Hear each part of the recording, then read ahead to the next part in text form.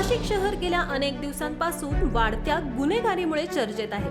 हत्येच्या घटना देखील सातत्याने शहरामध्ये घडत आहेत। अशातच काल मध्यरात्री देवळाली गावाच्या रोकडोबावाडी परिसरात 18 वर्षीय तरुणाची धारदार शस्त्राने हत्या केल्याची घटना घडली। या घटनेमुळे देवळाली गावासह आजूबाजूच्या परिसरात भीतीचं वातावरण निर्माण झालं।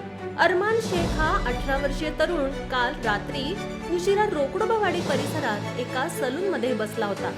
अशातच काही अज्ञात व्यक्तींनी दुचाकीवर येत कोयता व धारदार शस्त्राने अरमानवर हल्ला केला।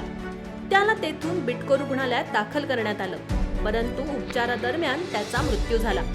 या संपूर्ण घटनेची माहिती मिळताच परिमंडळ 2च्या उपायुक्त मोनिका राऊत, सहाय्यक पोलीस आयुक्त सचिन बारी, उपनगर पोलीस ठाण्याचे वरिष्ठ पोलीस निरीक्षक जितेंद्र सपकाळे तसेच इतर अधिकारी, कर्मचारी व दंगा नियंत्रण कक्षाचे कर्मचारी घटनास्थळी दाखल झाले।